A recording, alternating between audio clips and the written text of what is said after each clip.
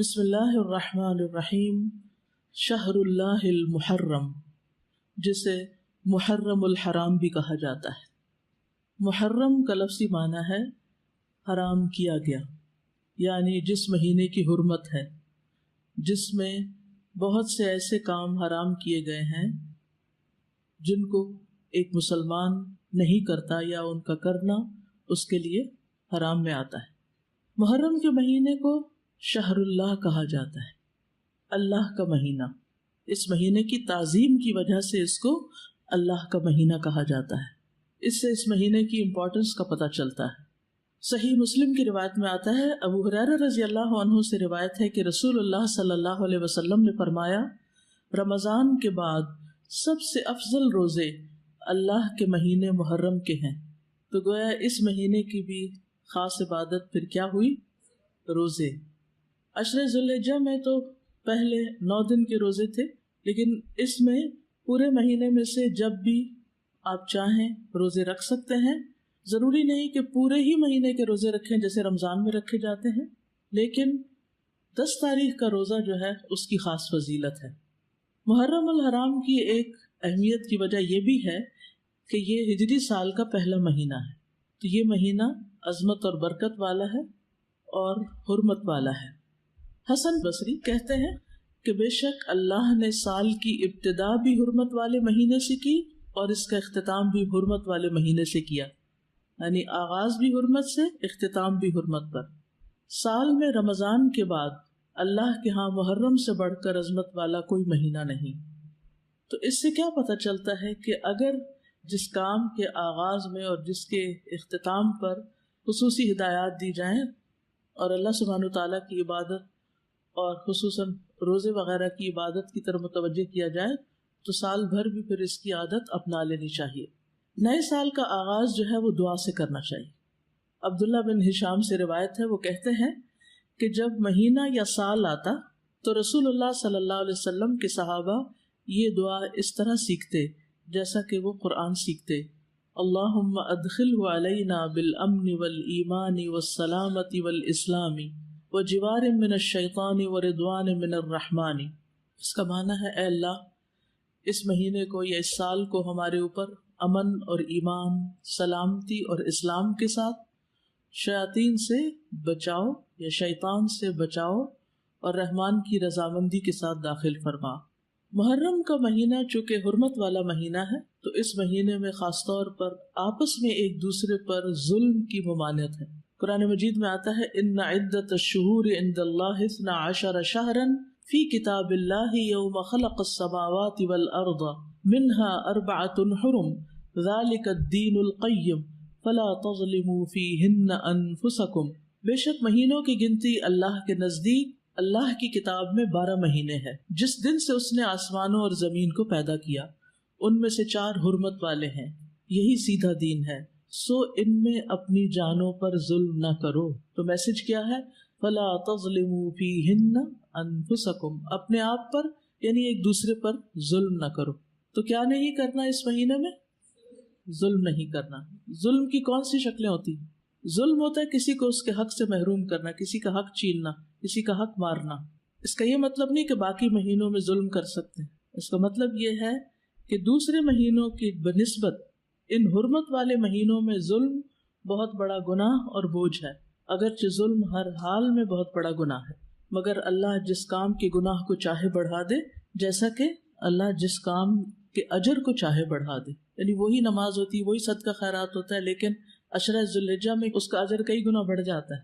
اسی طرح حرمت والے مہینوں میں ظلم کا گناہ جو ہے وہ زیادہ ہو جاتا ہے، اور یہ 4 مہینے خاص طور پر 1/3 آف دا ایئر خاص طور پر اس لیے اس کام کے لیے رکھا گیا اور اس کی شدت کا احساس دلایا گیا تاکہ لوگ اس کی پریکٹس کریں، کانشیس ہوں، اور خصوصی طور پر اس میں اپنے آپ کو ایسے گناہوں سے بچائیں تاکہ باقی سال بھی اس پر عمل کر سکیں۔ حدیث میں آتا ہے کہ ظلم حرام ہے۔ صحیح مسلم کی روایت ہے، نبی صلی اللہ علیہ وسلم نے فرمایا کہ اللہ عز و جل نے فرمایا، اے میرے بندو، میں نے اپنے اوپر ظلم کو حرام قرار دیا ہے اور میں نے تمہارے درمیان بھی ظلم کو حرام قرار دیا ہے، تو تم ایک دوسرے پر ظلم نہ کرو۔ جان، مال اور عزت کی حرمت کا پاس رکھنا ضروری ہے۔ ابو ہریرہ سے روایت ہے کہ رسول اللہ صلی اللہ علیہ وسلم نے فرمایا ایک مسلمان کی ہر چیز دوسرے مسلمان پر حرام ہے، اس کا خون، اس کا مال، اس کی عزت و آبرو۔ تو اس سے کیا پتہ چلتا ہے کہ ہمیں دوسروں کا احترام کرنا ہے، ان کے مال کو ان کی مرضی کے بغیر استعمال نہیں کرنا، اگر کسی سے کچھ قرض لیا ہے یا کسی سے کسی چیز کا وعدہ کیا ہے تو اس کو پورا کرنا ہے۔ اسی طرح عزت و آبرو کہ کسی کی غیبت، چغلی، طعن و تشنیع اور بلا وجہ دوسروں کو اذیت دینا، اس سے بھی بچنا ہے۔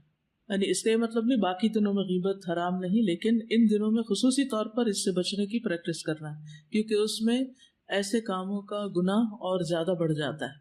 ابو ہریرہ رضی اللہ عنہ سے مروی ہے کہ نبی کریم صلی اللہ علیہ وسلم نے فرمایا مسلمان وہ ہوتا ہے جس کی زبان اور ہاتھ سے دوسرے مسلمان محفوظ رہیں، اور مومن وہ ہوتا ہے جس کی طرف سے لوگوں کو اپنی جان اور مال کا امن ہو۔ مومن کون ہے؟ کہ جس کی طرف سے انسان کو اپنی جان اور مال کا امن، کہ مجھے اس سے کوئی خطرہ نہیں، نہ میری جان کو خطرہ ہے اس سے اور نہ میرے مال کو، میں جہاں چاہوں بیگ رکھ دوں اس میں سے کوئی کچھ نہیں نکالے گا۔ تو جو کسی کی کوئی چیز دیکھ کے بھی اس کی ہاتھ کی ریچ میں بھی ہونے کے باوجود اس سے پرہیز کرتا ہے، یہ دراصل اس کے ایمان کی وجہ سے۔ ابن عمر سے روایت ہے نبی صلی اللہ علیہ وسلم نے فرمایا سب سے بڑے گناہ یہ ہیں وہ آدمی جس نے ایک عورت سے شادی کی، اس سے اپنی حاجت پوری کی، پھر اسے طلاق دے دی اور اس کا حق کے مہر ہڑپ کر لیا، مہر ہی نہیں دیا اس کو۔ تو بیوی کو اس کا مہر نہ دینا یہ بھی ظلم کی ایک قسم ہے، کہ اس کو نام نفقہ نہ دینا اور اس کا حق ادا نہ کرنا۔ دوسرا وہ آدمی جس نے کسی کو مزدوری پر لگایا اور اس کی اجرت خود نکل گیا۔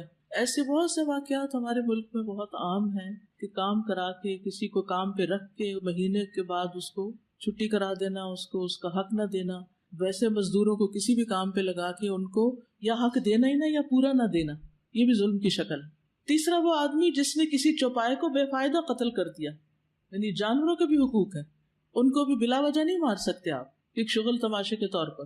عبداللہ بن صائب رضی اللہ عنہ ابن یزید سے روایت ہے کہ وہ اپنے والد سے اور وہ عبداللہ کے دادا سے روایت کرتے ہیں، انہوں نے رسول اللہ صلی اللہ علیہ وسلم کو فرماتے ہوئے سنا، تم میں سے کوئی شخص اپنے بھائی کی کوئی چیز ہرگز نہ لے، نہ مذاق میں نہ حقیقتاً۔ بعض اوقات ہوتا ہے نا فرینڈ شپ ہوتی ہے اور ایک دوسرے سے کافی فرینک ہوتے ہیں، تو ہم سمجھتے ہیں کہ اب اس فرینکنس کے بعد ہمیں حق حاصل ہو گیا کہ ہم دوسرے کی چیز میں سے جب جو چاہیں نکال لیں، اس کا بیگ کھولیں، اس میں سے پین نکال لیں، کوئی کھانے کی چیز ہے تو وہ اٹھا کے کھا لیں۔ نہیں، یہ سب حرام ہے، چاہے ایک سوئی کیوں نہ ہو، اور خاص طور پر اگر کوئی کسی کا حق ظلمن چھین لیتا ہے قسم کھا کر، جھوٹی قسم کھا کر، تو خواہ پیلو کی ایک شاخ ہی کیوں نہ ہو، ایک مسواک، اگر اتنی سی چیز بھی کوئی کسی کی ظلمن چھینتا ہے تو قیامت کے دن اس کے لیے آگ ہے۔ تو بغیر کسی کی مرضی کے، اجازت کے، خوشی کے کوئی چیز نہیں لینی چاہیے، نہ مذاق میں نہ حقیقت میں۔ اچھا بعض اوقات ایسا ہوتا ہے نا، مثلا کسی نے کوئی انگوٹھی پہنی ہوئی ہے، کوئی زیور پہنا ہوا ہے، اچھا ذرا دکھانا مجھے، میں ذرا پہن کے دیکھوں کیسی لگتی ہے، اچھا پہن ہی دیکھے، مجھے تو بہت اچھی لگی، اچھی لگ رہی ہے نا، چلو تھوڑے دن میں پہن لیتی ہوں۔ ایسے نہیں کر سکتے آپ۔ مسلمان کی عزتوں کا پاس رکھنا۔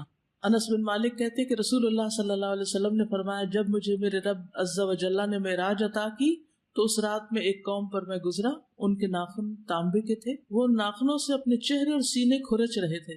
میں نے کہا یہ کون لوگ ہیں اے جبریل؟ انہوں نے فرمایا یہ وہ لوگ ہیں جو لوگوں کا گوشت کھاتے ہیں، ان کی عزت و آبرو کے درپے رہتے ہیں۔ یعنی چاہے سامنے کسی کی بے عزتی کرنا بلا وجہ خواہ میں یا کسی کی پیٹھ پیچھے، تو کسی کی بھی عزت کے ساتھ کھیلنا جو ہے اپنے آپ کو نقصان دینا ہے۔ عبد الرحمن بن غنم سے مرفوعاً مروی ہے کہ اللہ کے بہترین بندے وہ ہوتے ہیں جنہیں دیکھ کر اللہ یاد آ جائے، اور اللہ کے بدترین بندے وہ ہوتے ہیں جو چغل خوری کرتے ہیں، دوستوں کے درمیان جدائی ڈالتے ہیں، باغی، بیزار اور متعنت ہوتے ہیں، سرکش ہوتے ہیں۔ اسی طرح ابو ہریرہ کہتے ہیں کہ نبی صلی اللہ علیہ وسلم نے فرمایا بنی آدم کے اعمال ہر جمعرات کو پیش کیے جاتے ہیں، لیکن کسی قطع رحمی کرنے والے کے اعمال قبول نہیں کیے جاتے، یعنی رشتوں کو کاٹنے والے، رشتوں کے ساتھ ظلم اور زیادتی کرنے والے کے اعمال نہیں۔ تو ہمیں ان مہینوں میں خاص طور پر حقوق العباد کا خیال رکھنا ہے، یہ حقوق العباد کی ادائیگی کے مہینے ہیں۔ دوسرا کرنے کا کام اس مہینے میں روزے رکھنے۔ ابو ہریرہ کہتے ہیں کہ رسول اللہ صلی اللہ علیہ وسلم نے فرمایا رمضان کے بعد سب سے افضل روزے اللہ کے مہینے محرم کے ہیں، یعنی مہینے کے اعتبار سے محرم کے روزے افضل ہیں رمضان کے بعد۔ ویسے تو ذوالحج کے پہلے عشرے میں تو سارے اعمال افضل ہیں، لیکن وہ صرف پہلے 10 دن کی بات ہے، اور یہاں کیا ہے، پورے مہینے کی بات ہو رہی ہے۔ لیکن یہ بات ثابت ہے کہ نبی صلی اللہ علیہ وسلم نے اس پورے مہینے کے روزے نہیں رکھے، یعنی کمپلیٹ نہیں کیا محرم کو۔ اس سے اس مہینے کے روزوں کی ترغیب تو ملتی ہے، لیکن پورے مہینے کے روزوں کی پابندی نہیں، خصوصاً عاشورہ کا روزہ، 10ویں تاریخ کا روزہ۔ جب آپ سے اس دن کے روزے کے بارے میں پوچھا گیا تو آپ نے فرمایا یہ روزہ گزرے ہوئے 1 سال کے گناہوں کا کفارہ بن جاتا ہے، یعنی پچھلے محرم سے لے کے اب تک کے جو گناہ ہوں گے وہ انشاءاللہ معاف ہوں گے، صغیرہ گناہوں کی طرف اشارہ ہے۔ 10 تاریخ جو ہے اس مہینے کی وہ خاص طور پر بہت اہم ہے روزے کے اجر و ثواب کے اعتبار سے، لیکن ہمارے ہاں عموماً عاشورے کا دن حضرت حسین رضی اللہ عنہ کی یاد میں منایا جاتا ہے۔ وہ ایک تاریخی واقعہ ہے جو بعد میں پیش آیا ہے، تو نبی صلی اللہ علیہ وسلم کے دور سے ہی اس دن کی بڑی اہمیت ہے۔ یہود اس دن کے بارے میں کہتے تھے ھذا یوم صالح، یہ ایک اچھا دن ہے۔ بخاری میں آتا ہے ھذا یوم عظیم، یہ بڑی عظمت والا دن ہے۔ تو 10ویں محرم کیا ہے؟ اچھا اور عظمت والا دن ہے۔ یہ کعبہ کو غلاف پہنانے کا دن ہے۔ حضرت عائشہ سے روایت ہے، کہتی ہیں کہ لوگ رمضان کے روزے فرض ہونے سے پہلے عاشورہ کا روزہ رکھا کرتے تھے اور اس روز کعبہ کو غلاف پہنایا جاتا تھا۔ یہ یہود کی عید کا بھی دن ہے۔ ابو موسیٰ سے روایت ہے، یہ صحیح مسلم کی روایت ہے، وہ کہتے ہیں کہ اہل خیبر یوم عاشورہ کا روزہ رکھتے تھے، وہ اسے عید کا دن قرار دیتے اور اس دن اپنی عورتوں کو زیورات اور بہترین لباس پہناتے۔ تو رسول اللہ صلی اللہ علیہ وسلم نے فرمایا تم بھی اس دن روزہ رکھا کرو، یعنی وہ لوگ عید مناتے ہیں تو تم کیا کرو؟ روزہ رکھو۔ اللہ کے رسول صلی اللہ علیہ وسلم نے اس کے بارے میں فرمایا یقیناً عاشورہ اللہ کے دنوں میں سے ایک دن ہے، یعنی خاص دنوں میں سے ہے، تو جو چاہے اس دن روزہ رکھے، جو چاہے چھوڑ دے، یعنی نفلی روزہ ہوگا، فرض نہیں ہے۔ رمضان کے روزے فرض ہونے سے پہلے یہ فرض تھا۔ ابن عباس سے روایت ہے، وہ کہتے ہیں کہ میں نے نبی صلی اللہ علیہ وسلم کو نہیں دیکھا کہ عاشورہ کے دن اور رمضان کے مہینے کے علاوہ کسی دن کو افضل سمجھ کر آپ نے اس دن کا روزہ رکھا ہو، یعنی اس دن کو افضل سمجھا۔ اب آپ کہیں گے کہ وہ جو 9 ذی الحج والی بات ہے کہ وہ 2 سال کے گناہوں کی معافی ہے، تو اس دن آپ حج کر رہے تھے، اور حج کرنے والے 9 تاریخ کو روزہ نہیں رکھتے۔ یہ نجات کا دن اور شکر کے روزے کے طور پر یہود کے ہاں مشہور تھا۔ جب نبی صلی اللہ علیہ وسلم مدینہ آئے تو وہاں کے لوگ ایک دن یعنی عاشورہ کا دن روزہ رکھتے۔ ان لوگوں نے بتایا یہ بڑی عظمت والا دن ہے، اسی دن اللہ تعالیٰ نے موسیٰ علیہ السلام کو نجات دی۔ قرآن مجید میں پڑھا نا آپ نے، وَإِذْ نَجَّيْنَاكُم مِّنْ آلِ فِرْعَوْنَ يَسُومُونَكُمْ سُوءَ الْعَذَابِ يُذَبِّحُونَ أَبْنَاءَكُمْ وَيَسْتَحْيُونَ نِسَاءَكُمْ وَفِي ذَلِكُمْ بَلَاءٌ مِّن رَبِّكُمْ عَظِيمٌ۔ تو اس کے شکر میں موسیٰ علیہ السلام نے اس دن روزہ رکھا، یعنی سب سے پہلے موسیٰ علیہ السلام نے یہ روزہ رکھا۔ آپ نے فرمایا میں موسیٰ سے ان کی نسبت زیادہ قریب ہوں، یعنی یہ پیغمبروں کی اطاعت نہیں کرتے اور ان کا حق ادا نہیں کرتے، موسیٰ علیہ السلام مجھ سے زیادہ قریب ہیں، تو آپ نے خود بھی اس دن کا روزہ رکھنا شروع کیا اور صحابہ کو بھی اس کا حکم دیا۔ دور نبوی میں بچے بھی عاشورہ کا روزہ رکھتے تھے۔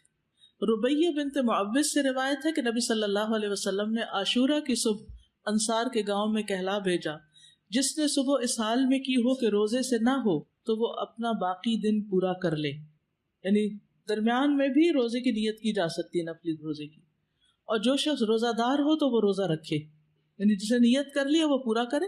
ربیہ کہتے ہیں کہ اس کے بعد ہم لوگ خود بھی روزہ رکھتے اور اپنے بچوں سے بھی رکھواتے۔ ہم انہیں اون کا ایک کھلونا دے کر بہلائے رکھتے، جب کوئی کھانے کے لیے روتا تو وہی دے دیتے، یہاں تک کہ افطار کا وقت آ جاتا۔ یہ تربیت ہے نا، ٹریننگ ہے۔ اس دن کا روزہ جو ہے یہ مستحب ہے۔ جابر کہتے کہ رسول اللہ صلی اللہ علیہ وسلم ہمیں عاشورہ کا روزہ رکھنے کا حکم دیتے، ہمیں اس کی ترغیب دیتے اور اس موقع پر ہماری نگرانی فرماتے، یعنی رکھا ہے کہ نہیں۔ اس کے بعد جب رمضان کے روزے فرض کر دیے گئے تو آپ نے ہمیں نہ حکم دیا نہ منع کیا اور نہ اس موقع پر ہماری نگرانی کی، یعنی نفلی روزہ ہو گیا، مستحب ہو گیا۔ حضرت عائشہ سے روایت ہے کہ جاہلیت کے ایام میں عاشورہ کے دن کا روزہ رکھا جاتا تھا، جب اسلام آ گیا تو اب جو چاہے اس کا روزہ رکھ لے اور جو چاہے اسے چھوڑ دے، لیکن نبی صلی اللہ علیہ وسلم نے 2 دن کے روزے کا ارادہ کیا، 9 اور 10 کا۔ عبداللہ بن عباس کہتے ہیں جب رسول اللہ صلی اللہ علیہ وسلم نے یوم عاشورہ کا روزہ رکھا اور اس کا روزہ رکھنے کا حکم دیا تو صحابہ نے عرض کی اللہ کے رسول یہی دن ہے جس کی یہود و نصارہ تعظیم کرتے ہیں۔ اس پر رسول اللہ صلی اللہ علیہ وسلم نے فرمایا جب آئندہ سال ہوگا تو اگر اللہ نے چاہا تو ہم 9ویں دن روزہ رکھیں گے۔ کہا اس کے بعد آئندہ سال نہیں آیا کہ رسول اللہ صلی اللہ علیہ وسلم وفات پا گئے۔ تو افضل کیا ہے 2 دن کا رکھ لیا جائے 9 اور 10 کا. اور 9 محرم جو ہے بعض کے نزدیک 9 اور بعض 10 دونوں کو عاشورہ کا دن بھی کہا جاتا ہے. پہلا عشرہ ہے نا اس میں بعض کہتے ہیں 10 اور 11 بھی رکھ سکتے ہیں، لیکن یہ کہ 11 تاریخ کے روزے کی روایت ضعیف ہے، اصل میں 9 اور 10 ہی ہے. ابن القیم کہتے ہیں کہ ابن عباس کا یہ کہنا تم محرم کا چاند دیکھو تو گنتے رہو اور 9ویں تاریخ کے دن کی صبح روزے کی حالت میں کرو. تو اس سے مراد یہ نہیں کہ عاشورہ 9ویں تاریخ کو کہتے ہیں، بلکہ ان کی مراد یہ ہے کہ 10ویں سے پہلے 9ویں کا روزہ بھی رکھو، کیونکہ آپ نے فرمایا تھا کہ اگر میں زندہ رہا تو روزہ رکھوں گا. تو یہ ایک طرح سے آپ کی سنت ہو گئی، کیونکہ آپ نے اس کے بارے میں خود صحابہ کو ترغیب دلائی. اور یہ جو الفاظ ہیں نا سلسلۃ الاحادیث الضعیفہ کے، کہ اگر میں زندہ رہا تو یوم عاشورہ سے 1 دن پہلے یا 1 دن بعد میں روزہ رکھنے کا حکم دوں گا، یہ روایت ان الفاظ سے منکر ہے، یعنی اس کا انکار کیا گیا ہے، اس کی سند ضعیف ہے. اسی طرح ابن عباس کا بھی ایک قول ہے جو نبی صلی اللہ علیہ وسلم سے وہ روایت کرتے ہیں کہ آپ نے فرمایا یہود کی مخالفت کرو اس طرح کہ 1 دن پہلے یا بعد کا روزہ رکھو، تو اس کی سند ضعیف ہے، تو اس لیے بعد والا نہیں. ابن تیمیہ رحمہ اللہ کہتے ہیں صحیح بات تو یہ ہے کہ 9 اور 10 دنوں کا روزہ رکھنا مستحب ہے، کیونکہ آپ کا آخری حکم یہی تھا کہ اگر میں اگلے سال زندہ رہا تو 9ویں کا بھی ساتھ رکھوں گا. ویسے تو پورے مہینے میں روزے رکھ سکتے ہیں آپ، چاہے تو 11ویں کا ساتھ رکھ لیں، 3 اکٹھے رکھ لیں، لیکن وہ جو ہے نا فضیلت والی بات اور مستحب ہونے والی بات وہ 9 ہی کی ہے. تو اب آپ کو بات سمجھ آ گئی کہ 9 تاریخ کا جو روزہ ہے وہ نہ رکھا تو پھر اجر سے محرومی ہو سکتی. تو احتیاط کا تقاضا یہی ہے کہ 9 کا رکھا جائے ساتھ. ٹھیک ہے. وآخر دعوانا ان الحمد للہ رب العالمین. السلام علیکم ورحمۃ اللہ وبرکاتہ.